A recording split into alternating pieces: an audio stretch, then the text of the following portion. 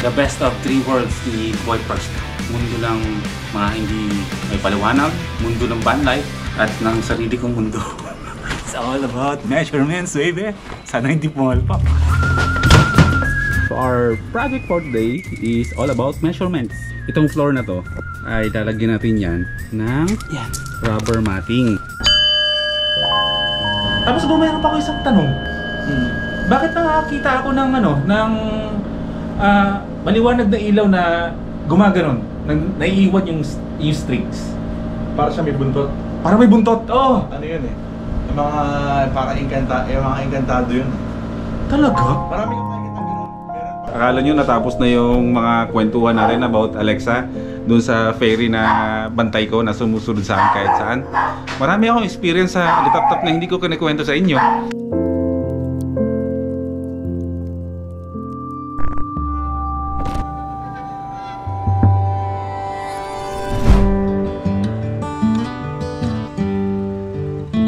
Okay, gas up muna. Welcome back to another episode. Nakalubog na yung araw at ngayon pala magsisimula ang kwento natin dito sa vlog natin. Kusa ang gabi, doon tayo lalabas kasi hindi naman ako pwede pang magbabad sa araw. Kasama ko ang anak ko ngayon, si Hana, at meron tayong lalakarin ngayon sa simula ng vlog natin. Meron tayong lalakarin, may pupuntahan na tayong kaibigan. Pupuntahan natin si Base Ventures ng Timbogok dito sa Pulilan, Bulacan kasi kailangan ko magpahilot sa kanya at kailangan daw niya akong kausapin at kailangan niya akong i-update sa mga bagay-bagay na alam niyo na. A day person to a night person real quick si Boy First time. Parang pag-araw nagkukulong ako, pag-gabi naglo-look forward ako na makalabas. Walang araw eh. Pero sabi nga ng mga kaibigan ko na nakaranas din ng ganito, na nagkaroon ng trauma sa init ng araw kasi nga sa hindi magandang na-experience natin, lilipas naman daw to. Tulungan ko lang daw yung sarili ko. Unti-unti rin makakabalik din tayo. Mawawala din yung takot kung lumabas sa arawan. Kumbaga parang daan lang yan kasi nga may hindi magandang nangyari sa atin. Every wagon spotted. Unti-unti na dumadami yung mga every wagon dito sa Luzon dito sa Bulacan, dumadami na. Pero bibilang-bilangin mo lang. Pero dadating tayo dyan. Tsaka na-miss ko rin yung ganito, yung nagdadrive pa ikot-ikot dito sa syudad ng Malolos, kung saan hindi ko naman talaga gawain yung ganito kasi pagdating kasi ng dilim, talagang taong bahay na ako eh. Nakatapat na ako sa computer, nanonood-nood na ako ng mga vlogs na mga foreigner na mga nagka-camping, nanonood na ako kay Kong TV, kay Becoming Filipino, kay Commander Daot, Bancheto, let's go. Yung parang sa Malolos din ng gabi, food park, ganun. Yung mga Koreano na mga nagka-camping, yan ay mga trip ko pagdating ng gabi. Pero ngayon na iba, mas trip ko ngayong lumabas kapag gabi. Pag araw, nagkabaliktad. Sa araw naman ako nanonood ng mga camping videos para maaliw ako.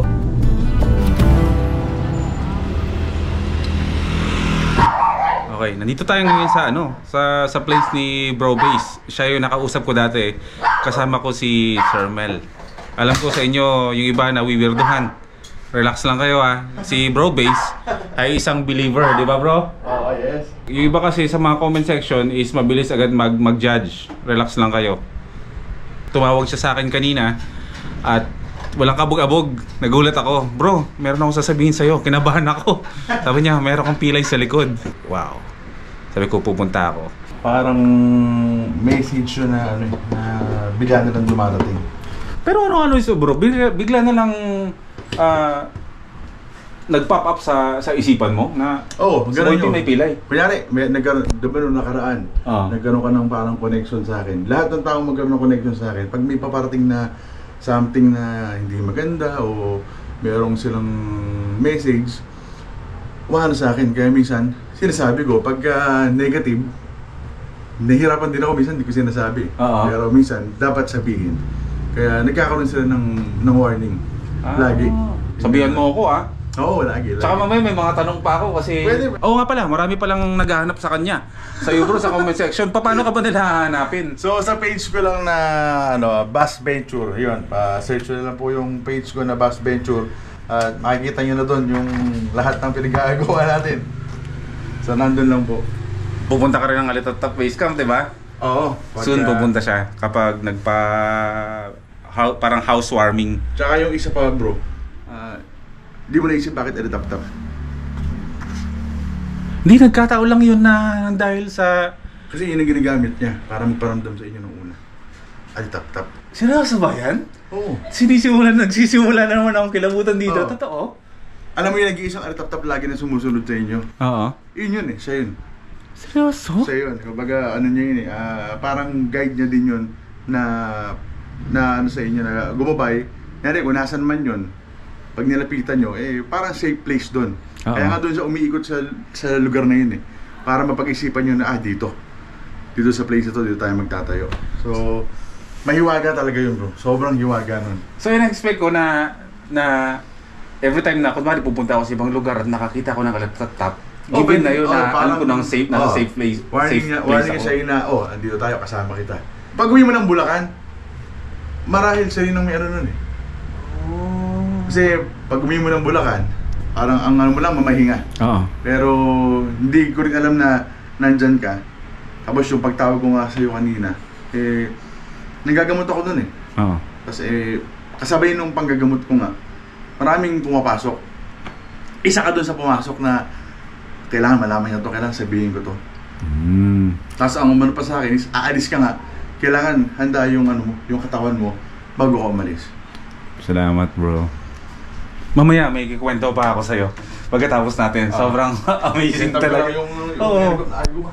Akala nyo natapos na yung mga kwentuhan natin about Alexa dun sa ferry na bantay ko na sumusunod sa akin kahit saan. Marami akong experience sa Alitaptap na hindi ko kinikwento sa inyo. Pero mamaya pag-usapan natin konti. Hindi naman siya nakakatakot, nakaka-amaze siya. Bago ko i-declare na spiritual, tinignan ko muna mabuti talaga. Kung siya yung spiritual, kung medical, tapos kung pwedeng gawa ng paraan para hindi na sila gumastos. May ipit ka rin. Ito. Oo. Taas uric ko. Mahilig kasi ako sa nuts. Ito. Oo bro. Ano yan dito. Humihigpit yan bro pag stressed ako. Oo. Kung nahihirapan kang huminga, hindi siya dahil parang aatakihin ka. Kundi nawawalan ka lang ng oxygen. Hirap yung baga mo na... Dahil sa mga... Dito yan. Ibit? Dito yan, no? Sa mga ganito.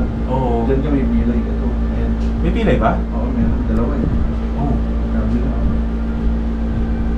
Alam mo, nagtutugma lahat ng mga sinasabi niya sa akin. Kasi last week, sinabi ko yun na masakit yung parang buto ko dito sa likuran. Kasi sabi ko parang may pilay ako. Tapos tinawagan niya ako, may pilay daw ako. Anong cause niyan bro? Ba't naiipitan ako ng... Ito ba, kunyari meron kang binuhat. Oo. Di ba magbibigay ka ng pressure? Oo. Namamaga kasi yung muscle. Pag namaga yung muscle, matutuyo ako ng pawis, mamamaga ulit siya. Mamamaga siya ng mamamaga hanggang hindi mo namamalayan. Hanggang sa sobrang maga na, doon na siya magsisimula ang mapilay. So yung pilay, pag hindi siya naagapan, nagiging pneumonia. Okay. Naghahakot siya ng plema. Kasi dati nung maliit ako, ang alam ko sa pilay, bali eh. Oo, gano'n ang pilay talaga dati. Pero... mga pinapaputok, gano'n. Oo. Pero hindi talaga siya yun ang pilay. Sa maikling kwento, paano ka napasok sa... Paano mo nalaman na meron kang gift? Kasi sa pagkakakilala ko sa'yo, banda-banda ka eh. Hindi kayong tipong... So, dati talaga, wala akong Diyos. Wala akong ino-consider na religion. Basta nabubuhay ako, gumigising ako, tumutugtog ako, umiinom ako kasama yung barkada. Okay, kasi wala pa akong pamilya nun eh. Ayun o. Oo nga no? Tutulugan o, ayun. Oh my God. Nagtrabaho ako, lahat ng pinasukan ko, wala. Hindi ka, sabihin natin, hindi ka siniswerte sa mga gusto mong gawin. Kundi, ang kinakagulat ko doon, kundi ako yung mawawala, yung mismong pinapasukan ko yung nawawala. Humihina. Ang habang hinihilot mo ako dito, at tinatanggal mo yung mga ipit-ipit ko ng mga ugat dyan, nerves. Meron akong kwento sa'yo. Sige. Nung pagkatapos nating mag-usap kay Sir Mel, di ba, naikwento ko sa'yo na sarado yung L300 ko. Nangamoy, mabango sa loob ng sasakyan. Amoy rosas. As in talaga sabi ko, wala namang perfume yung yung loob ng sasakyan. Yung kasing ganung bango, is yun, talagang manunood sa ilong mo. Kumain din, basta ang bango. Ano ibig sabihin nun? Andun yun, nagpaparamdam sa'yo yun. Happy siya, Parang happy? nag-band kayo. Oh. Yan ang ano yun eh. Happy si Alexa? Nakilala ko na siya, di ba? Oo. Tapos, doon pagdating ko dati naman sa Alitap-Tap, kapag hindi maganda yung mood ko, kung may kabigatan ako, doon ko siya nararamdaman. Parang kinakalma ka niya. Tapos minsan dumadaan ng mabilis sa harapan ko, magkasunod. Tapos mayroon pa ako isang tanong. Bakit nakakita ako ng maliwanag na ilaw na gumaganon, naiiwan yung streaks? Para siya may buntot. Para may buntot, oo. Ano yun eh? Yung mga parang mga inkantado yun. Talaga? Marami kang makikita ng ganun. Meron pa nga ano eh. Akala mo bituin. Oo. Pero may nakatutok na liwanag na ganun sa... Yun yung nakita ko. Sa harapan ko, parang bilog siya na maliwanag na pag gumaganon. Parang may buntot. May buntot na maliwanag na nagpo-particles. Mga ano yun, mga inkantado dito sa lugar yun. So yung kasing pinintahan nyo ron is para din kasi siyang ano eh. Yan ang parang Quezon ng Banahaw. Oo, parang Banahaw. So yung ganun. Kasi yung lugar ng Alitap-Tap Pro, dati naman talaga kasi siya masukal. Hindi siya ganyan ka tao. Pero nung nakita ko, na-amaze ako. Sabi ko, wow. Pero kung hindi mo sa akin pinaliwanag lahat, natakot na ako nun. Yung bell, di ba pag nawawala yung bad energy, umiikli yung tunog na niya. Sa mga nagtatanong kung ano yung suot-suot ko is, ito yung niregalo sa akin ni Sir Mel na Saint Benedict na pendant. So Saint Benedict kasi to eh. Para sa lahat, kumbaga pamontor sa lahat. Ito yung akin po. Nakatatunan. Nakatatunan. Si Saint Benedict ay isa siyang paring missionary. Ito ngayon, ang advantage na nito, iinit na siya. Pag meron siyang bad spirit sa sa paligid. Mararamdaman ko. Maramdaman mo yan. Lalo pag nakasayad sa balat mo. Maramdam mo yan. Mga kamag-anak kasi ako bro na Chinese. So parang naano ko lang din na yung mga Chinese may din ganyan. Yung pendant na mga yung mga bracelet pag nilalagay dun sa parang pinapalo na yun. Pag pinalo yun, umalog, maingay. Umugong hanggang sa yung kalansing, bigla yung nawawala na uubos. Nauubos hanggang sa tumahimik siya. So paano nagsimula yung naramdaman mo na ito pala yung calling ko? Ang maggamot. Nagagamot ka di ba bro? Nung nandun ako sa barangay, meron dong na parang image na yung may puso si Jesus Christ. Nakagaroon siya, may sugat siya dito. Tinatawag niya yung pangalan ko. Ako naman, hinahanap kong gano'n. Tapos, ang inisip ko noon, baka nasisiraan na naman ako ng baita. Kasi tumatawag siya eh. Tapos nung hinahanap ko, doon ko yung nakita sa image na yun. Yan to yung image yun eh. So, pag dating ko ron, sabi niya, hipuin mo. Pag hipo ko ng sugat niya, hindi ko alam, parang mabulbul ako. Iyak ka? Oo, sobra yung iyak ko talaga na parang walang ginawa yung iyak na yun. Kailan mo tinanggap na na ito na talaga yung calling ko, ito na yung magiging parang advocacy ko habang buhay ako? Nung pumasok ako ng retreat. Pumasok ko ng retreat, parang naliwanagan ako na kinuha ko para to, hindi para sa akin. Para pala sa ibang tao, para sa mga yung kapuspalad na tao, para sa mga kapitbahay ko.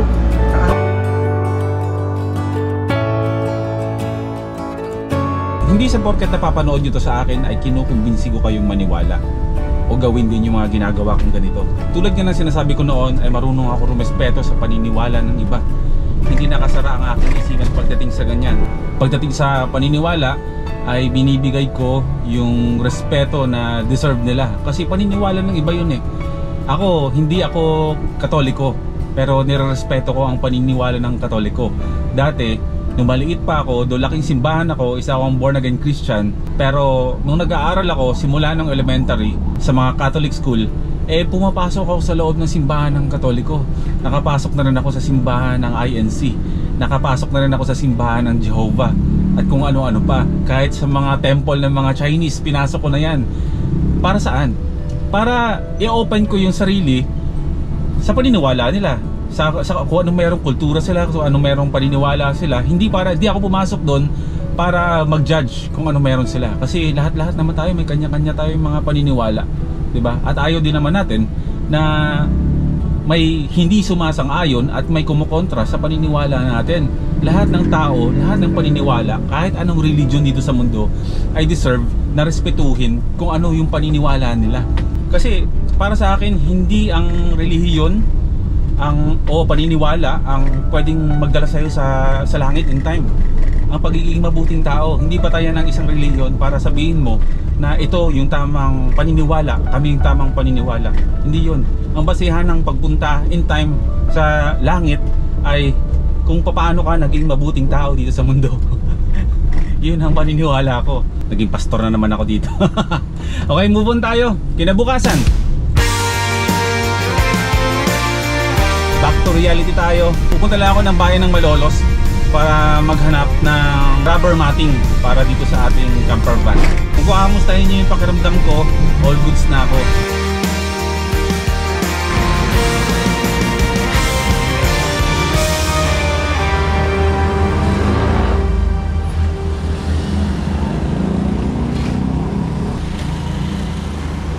Ayan tayo, guling ko. May nakita agad tayo dito. PTN Mini Trading. Shoutout sa kaibigan ko si Ate Janet na katrabaho kong ABS-CBN editor din yun. Siya nagtag sa akin na dito ako makahanap. Nahanap agad natin. Siya ba si Janet? Domingo? Opo, katrabaho ko po siya sa ABS-CBN dati. Doon po siya sa po. Nasa likuran lang po siya ng barangay namin. Sapin natin para hindi nagagasgas yung flooring natin. Lalo na sa akin ay kahoy. Kukunin ko na po ito tayo. Ako na lang ang magsusukat pagdating sa bahay. Sa bahay ko na gagawin kasi mainit. Para may mapagkaabalahan ako ba. Ay, pamangkin mo ba siya? Ate Janet. Ang purpose kung bakit ako bumili nito, 420 lang pala, mura lang. Kasing laki ng plywood.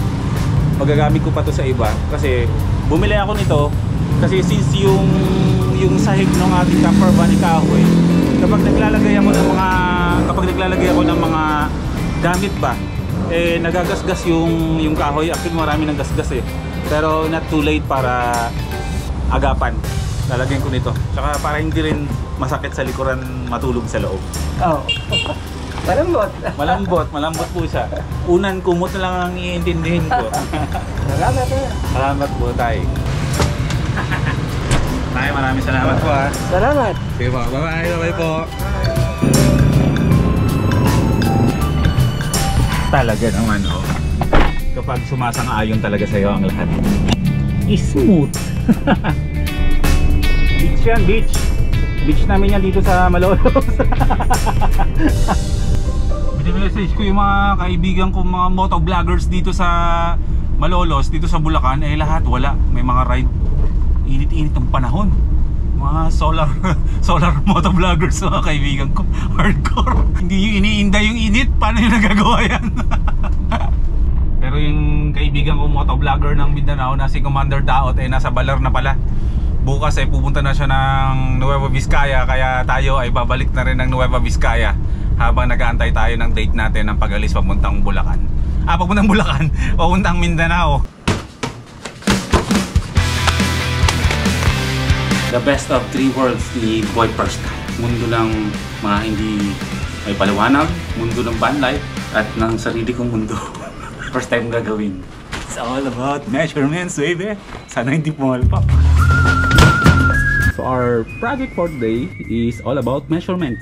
Itong floor na to ay lalagyan natin yan ng rubber matting. Kasi nga kumukupas na, nagagasgas na, at masakit sa likod, sa totoo lang. Lalagyan natin ng rubber matting para at least maproteksyon na natin yung coat nung kahoy. Okay, first things first, i-drawing natin ang flooring as guide lang. Nawawala na yung kintab pero maagapan pa. Magsusukat ako ng buo kung makakaya na sana hindi pumalpak itong ginagawa ko kasi mahina ako sa measurements. Okay, length muna.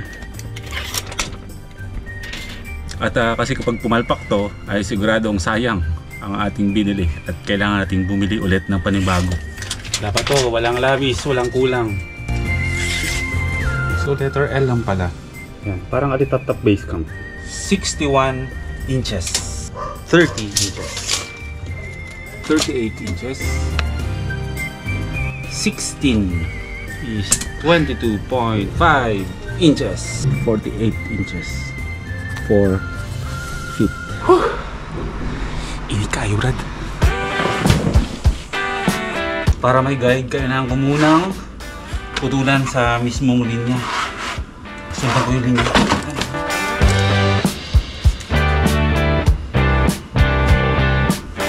61 inches. Horizontal 48 inches or 4 feet. Do you know, I don't want you to go. Could it possibly end up being you and me? Nakuha na to. Nakuha na rin ito. 22.5 inches. Basta mic. Or we will end up wondering. Kuya Sanji, saniban mo ako niyang kagalingan pagdating sa measurements. Astral, let's go. Okay na. 16. Yung mga ganito, kakailangan ko na ng ruler. Pwede to. When I was young, I never needed anyone. Making love is just for fun. There you go. Those days are gone.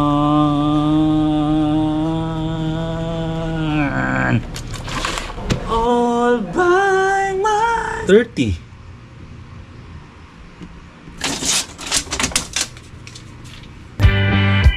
Wala pa naman akong mali, pero parang papunta na ako dun. Later on, you and me will be raising our own family. Us two become. Nagigets ko na kung bakit lagpas. It's all about measurement.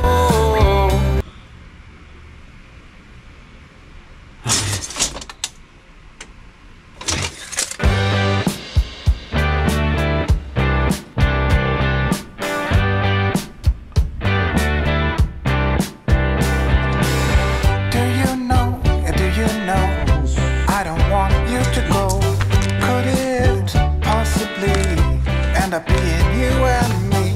Is it just me, or do you feel that this could be love? Good, nakukuha ko na. Tama.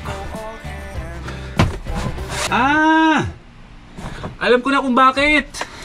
Kasi yung wall, ito is nakakurba. Kaya naman pala eh. Pinahirapan patuloy ako. Paano ko ikukurba to? Wondering, we try to create something, but maybe this whole Try ulit natin. Kung papalpak to, wala tayong magagawa. yeah, more than Uy! Soka! Konting-konti na lang. Ito na lang. Konting-konting tabas na lang dito. later on, you and me will be raising our own family. Us two becomes three. No sweat, it's just a fantasy. But who knows? We just might be. Galing mo talaga. Then maybe this whole thing becomes more than a sin. Pulidong-pulido. Good job. Yung mga nakakurba sa dulo, lalagyan ko muna ng mga pampabigat para rumekta. Dinaganan ko muna ng Bluetti na solar panel. Okay? All good? Kapag ang bagay minadali mo, sasablay. Pero kapag inunti-unti mo lang, huwag kang magmamadali, huwag kang magpapanik, magiging perfect. Ayos. Perfect gawa ko.